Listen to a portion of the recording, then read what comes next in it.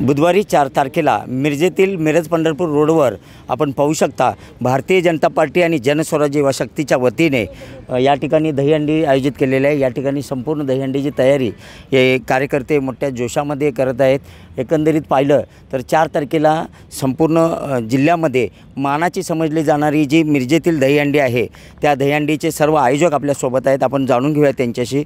मला सांगा कशा पद्धतीने नियोजन केलेलं आहे? 4 तारखेला एक अतिशय उत्साहाच्या वातावरणात, जसं मागच्या वर्षी होतं, साधारण 1 लाख लोकांच्या उपस्थितीमध्ये एक मोठी दहीहंडी ठिकाणी जिल्ह्यातली मोठी असणारी ही मिरजेची मानाची दहीहंडी त्या ठिकाणी होती आणि तीच यावर्षी आम्ही केलेली आहे। आणि बॉलिवूडमधील बरेच सिनेतारिका, त्यानंतर असणारे इथले जवळचे संघ, अतिशय चांगल्या पद्धतीने ही दहीहंडी त्या ठिकाणी आम्ही करणार आहोत।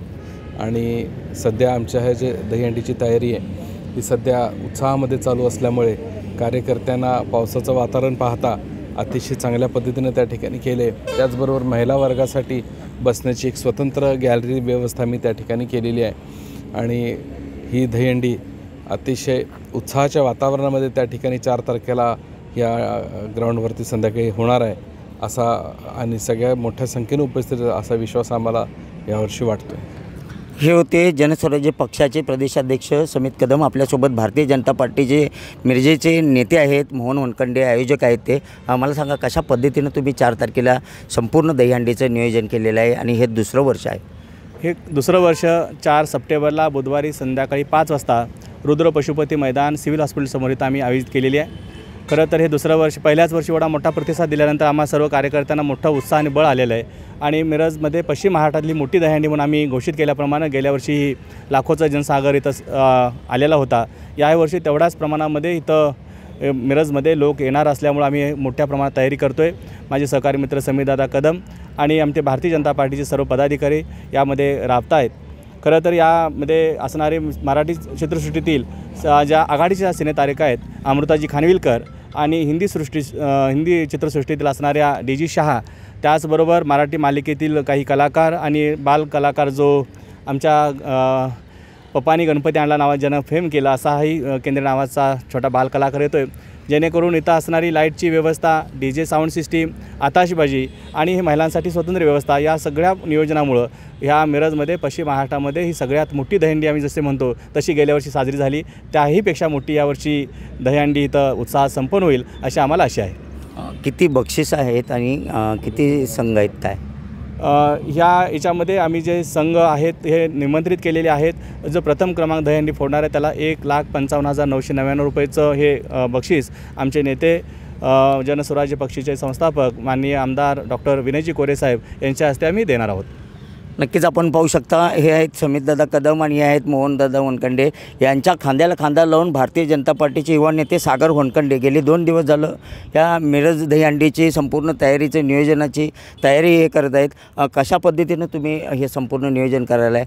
आज शेकडो कार्यकर्त्यांच्या समेत तुम्ही हे दहीहंडीचं नियोजन करताय, कसं बघताय याकडे? आमचे नेते माननीय मोहन वनखंडे सर, आमचे मार्गदर्शक समितदादा कदम यांच्या नेतृत्वामध्ये जी आम्ही हे सलग दुसऱ्या वर्षी दहीहंडी साजरी करतो आहे, ही सांगलीपुरती मर्यादित आणि आपल्या तालुक्यापुरती मर्यादित न राहता पश्चिम महाराष्ट्रातली सर्वात मोठी दहीहंडी आम्ही या ठिकाणी साजरा करतो आहे।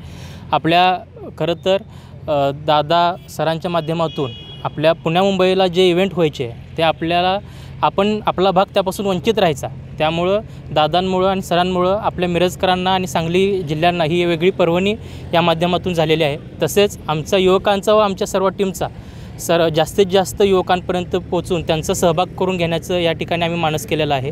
काल त्या संदर्भात आमची मीटिंग पण शेकडो कार्यकर्त्यांच्या उपस्थितीत दादांच्या सरांच्या माध्यमातून झालेली आहे आणि सर्व युवक कामाला लागल्यात। युवकांमध्ये एक वेगळा उत्साह आहे। गणपतीचं वातावरण आहे, त्यापुढे नवरात्र, दिवाळी आहे, त्यामुळे सणासुदीच्या वातावरणामध्ये ही एक वेगळी पर्वणी अशी मिरजकरांना अनुभवायला या ठिकाणी मिळणार आहे। नक्कीच आपण पाहू शकता मुंबई पुण्यानंतर सांगलीतील जिल्ह्यातील आणि ग्रामीण भागातील लोकांना अशाच पद्धतीची दहीहंडी बघता यावी, संपूर्ण साजरी करता यावी, यासाठी ही महायुतीची मानाची दहीहंडी 4 तारखेला या ग्राउंडवर होत आहे। यासाठी सांगली जिल्ह्यातील सर्व नागरिकांनी उपस्थित राहावं असं आयोजकाच्या वतीने आवाहन करण्यात आलं आहे।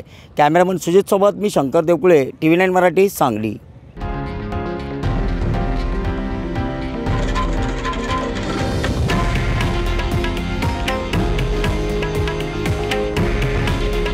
हे आहे देशातील नंबर 1 न्यूज नेटवर्क आणि आपण पाहत आहात TV9 मराठी. काळजी तुमची, हित महाराष्ट्राचं.